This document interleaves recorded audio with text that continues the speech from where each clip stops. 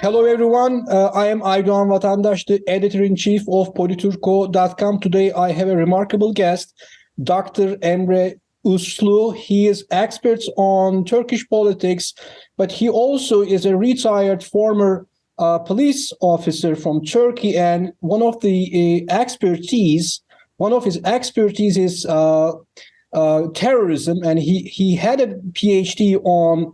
Was it on Kurdish Yes. militants? I worked on the PKK and the Kurdish Hezbollah. Yeah, I compared the two. Yeah, this is what I believe, Dr. Emre Uslu. So, Mr. Uslu, thank you so much for joining us today. So, there was a bombing in Taksim Square in Istanbul 2 days ago, and I know that you are examining the incident, you are looking at it. What is your analysis so far? What did you see in that incident? Well, thanks for the invitation. Well, I've been studying the PKK for more than a decade as a professional, as an academic.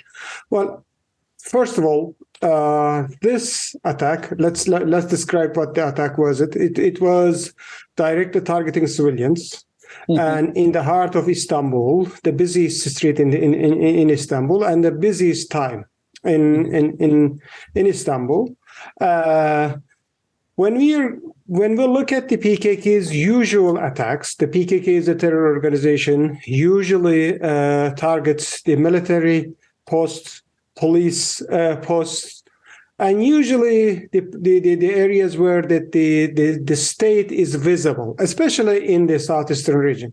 However, it doesn't mean that the PKK never attacks civilians. No, there are numbers of cases that the PKK has conducted, number of terror operations against innocent civilians. So it doesn't really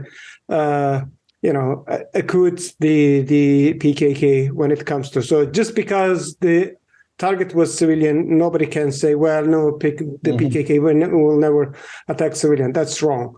But there are different, when we look at the details of the analysis, well, there are questions that whether this attack could be, organized by the PKK. If you want, we can go details into the attack, starting from the attacker. According to official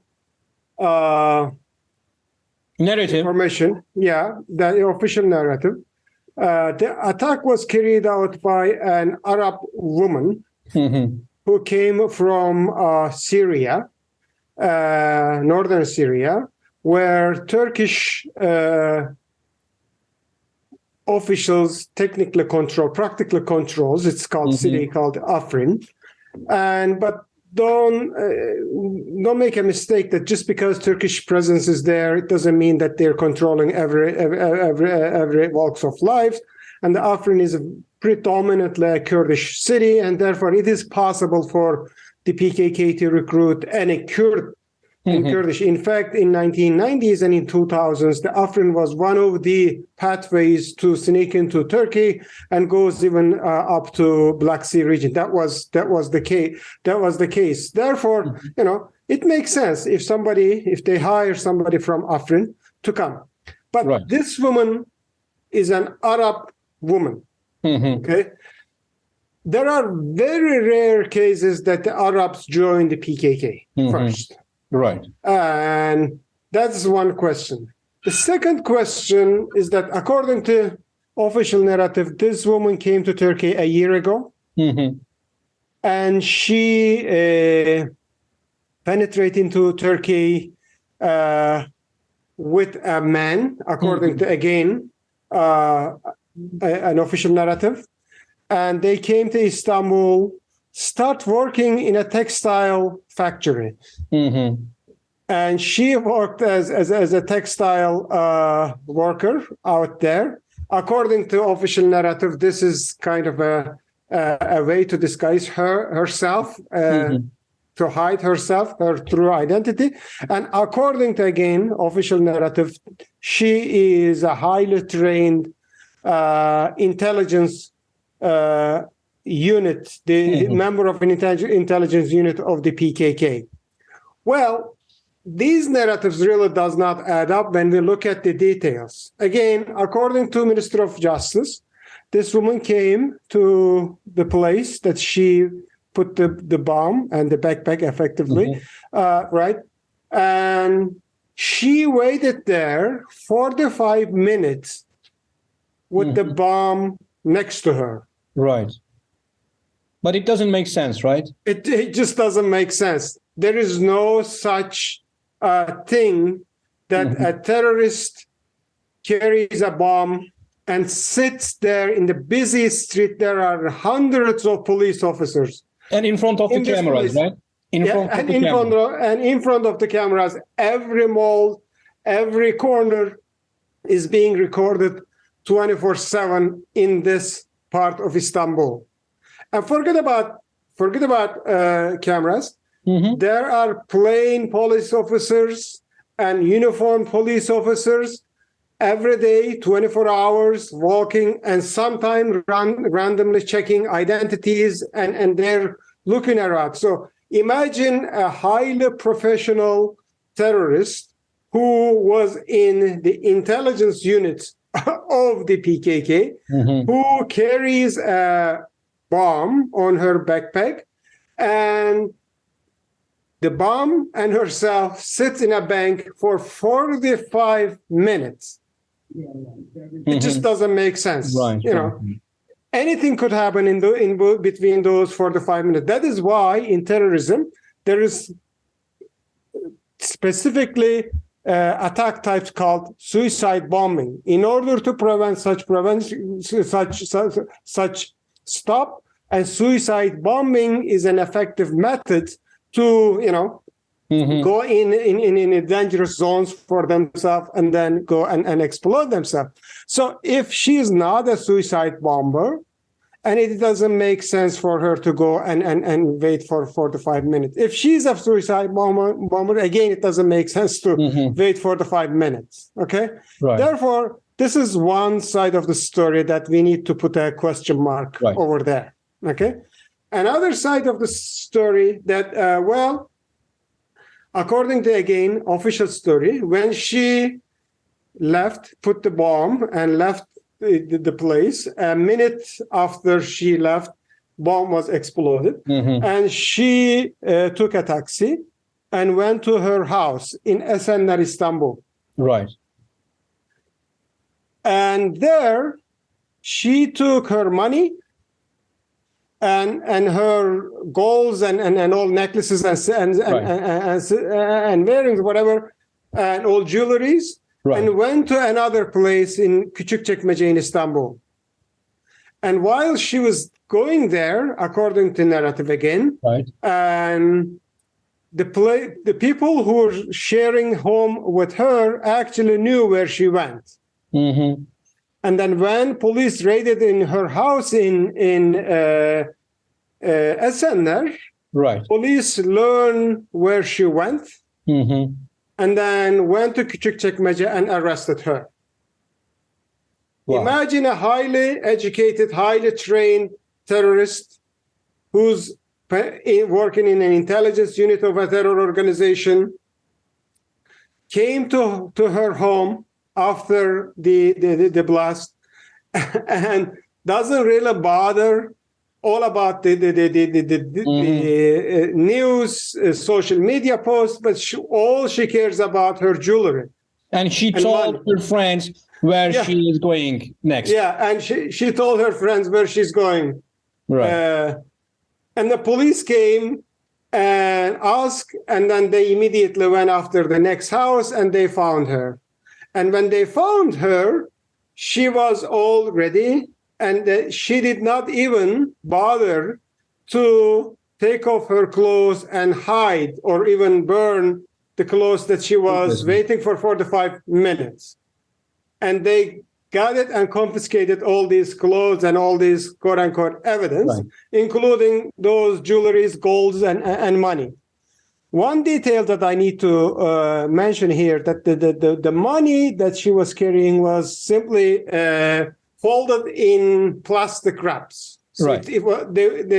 she wrapped the money into plastic, and it has a specific meanings in Turkey, especially if you're considering to flee from Turkey and you have to cross the river or the sea, and sometimes those refugees, when they're crossing into Greece, they are dropped in the water, and they wanted to protect their precious things. That's why they are simply wrapping those monies with the plastic so that the money will not get wet. That is that. So what happened here? Now the Minister of Interior, Süleyman Soylu, comes and tells the story that if she was not arrested, she was going to be smuggled out the country, and she was going to go to Greece. And then this morning, Soylu said in Greece they were gonna go and kill her. According to wiretaps that he mentions, that the PKK was going to kill her once she went to the state of Greece, right? So that is a story that doesn't add up either. So when I think, but there is this camera footages. There is a woman and running away from the scenes, and the woman sitting on the place where the bomb went off. But therefore, there must be something related with this woman, but the story needs to be explained in detail. If all the information given to the media is correct, okay, and I hope it is correct, but the narrative is wrong. So the outcome, that the conclusion that they came out with this stories, pieces of evidence is, I think, wrong. If it is correct, then I should assume whoever the organizers of this attack must use this woman as a carrier. As a carrier, as a mule. And she went there without any idea what she was doing, perhaps. And then she went there and she waited for 45 minutes for something. And in addition that, when she was there and she was using her cell phone. That's another important detail. If you're going and carrying a terror attack, you don't take any electronics so that you can hide your at least electronic footprints in this area. So I think she went there and waited something, an order or a phone call or a person, and then she put the backpack there, and then she left, and somebody perhaps exploded the bomb, or maybe the bomb was, the time sensitive, whatever, and the bomb went itself in this time period. Right. And then she, without knowing anything what she has done, went to home and got her jewelry, and she went to another house so that she was promised to go to Greece. And then when she was waiting, and the police came and arrested her. I think this must be the case. Otherwise, if all the evidences, all the information given and shared with the media is correct, and this should be the narrative. Otherwise, and she cannot be a professional terrorist, and she cannot be an intelligence agent of an organization. I'm not sure if she was recruited by the PKK or any other terrorist organization. I think she was a poor woman who was used by someone. It could be an intelligence agency, it could be a terror organization, someone with the promise that she was going to be taken to Greece or maybe Europe, and then she carried out that backpack, and then, well, this is what happened. It was evident that this was the woman who put the bomb there, right? So according to the narrative, I checked. I also checked different video footages, and different sources, and there are different narratives, but those narratives are, well, somewhat shaky. That's why I did not use them. But yeah, I think she was the woman who was carrying that backpack, but I don't think she knew what she was doing. I don't think she's a terrorist. I see. By the definition we know, I don't think she's ideologically committed to the PKK. I think she was used at best by either the PKK or an intelligence organization. It could be Turkish intelligence as well. Okay, so Dr. Uslu, if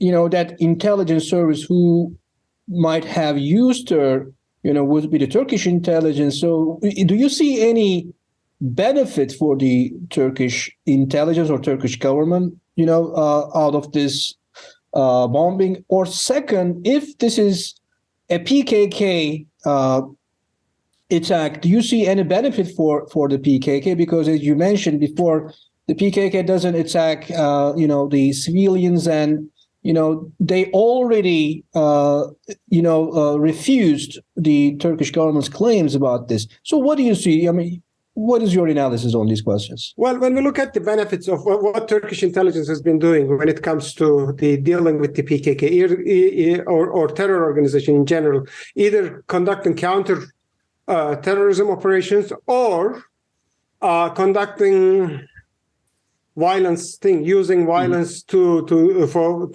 advance its interest in international scene. First of all, there was a record leaked to internet years ago that the Turkish chief of intelligence, Hakan Fidan, was saying that if you wanted to start a war in Syria, it is easy. I would send a couple of guys out there in the Syrian side and have them fire a couple of missiles into Turkey, and voila, you have a reasons to go into Syria. So this is officially documented in a leaked audio, and this is the mentality. This is how this guy's psyche operates. Okay, this is one thing to keep it. So therefore, we just cannot deny that. No, these guys are so ethical. They never do this. No, they literally said this, and therefore we can expect such things from Turkish intelligence agencies. However, just because we expect, it doesn't mean that they have done anything. But when we look at their strategies when it comes to dealing with the terror and the foreign policy, how they tie these two together, and I analyzed, for instance, when Erdogan comes to the West, either to the United States or European Union, they always conduct either counter-terrorism operation, or we always see a terror attack somewhere in Turkey that strengthen Erdogan's file to discuss whatever he is discussing. Let me give you an example, please. When Obama was in power, the big problem between Turkey and the United States was that Turkey was supporting ISIS and jihadist groups in Turkey. Right. And the United States was simply putting pressure on Turkey to end the support and join the United States to fight against ISIS and other jihadist groups. Whenever, under these circumstances, whenever Erdogan visits Washington, there was always a counter-terrorism operations against the jihadist groups in Turkey. A week before the visit, or 10 days or few weeks before this visit, so that Erdogan would say to Obama or other presidents, well, you see, we've been conducting operations against ISIS and jihadists, you just cannot blame us. Or if the issue on the table is about the PKK or other organization, there was always terror attack somewhere in Turkey, so that Erdogan could claim that, well, you see, we are a victim of these terrors and you got to help us. Okay? This was always the case. Anybody can go and check since 2000. I've been following this trend since 2010, and this has always been the case. Right. Okay? So one would ask, what is going on in these days that Erdogan is going to ask from the US or from the Western audience? Erdogan in these days is in Indonesia, right? Right. On G20 summit, and he's been meeting with the world leaders under G20, and he's been planning to conduct cross-border operations in Kobani, Syria, and other, I believe, Tel Rifat, Syria as well. He's been trying to convince both Putin and the United States. I think he convinced Putin, and Putin showed a green light with the condition that if he agrees with Syrian President al-Assad, then there is no problem that he can conduct cross-border operation. Who was preventing Turkey to conduct such operation was the United States. United States said no, and therefore I suspect that Erdogan will use this, whether this operation was conducted by the PKK or Turkish intelligence agency. Definitely Erdogan will use this terror attack to ask one more time from Joe Biden to allow him to conduct cross-border operation into Syria. That is why they've been mentioning Kobani. Although this terrorist, even if the official narrative is correct, this terrorist came from a place where Turkish units have been controlling, but Minister of Interior and other ministers keep saying that Kobani. What is the relationship between this woman and Kobani? Nothing. Nothing. There are hundreds of miles between Kobani and Afrin.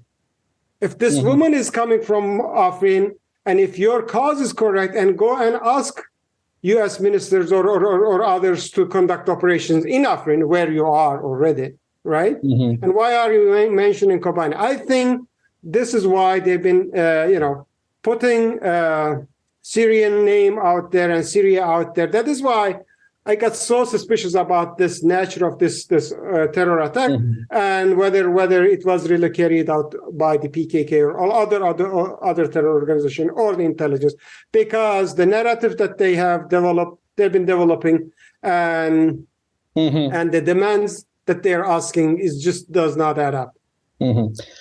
Dr. Uslu, thank you so much for your time. I really appreciate your time. Is there anything that you want to add?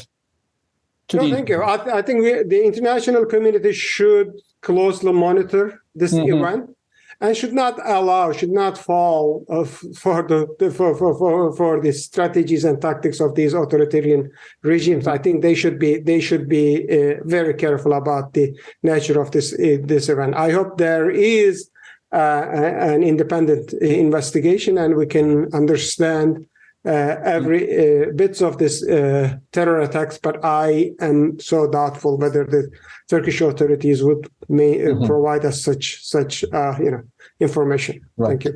Dr. Uslu, thank you so much again for your time and for this wonderful, insightful interview. Thank you.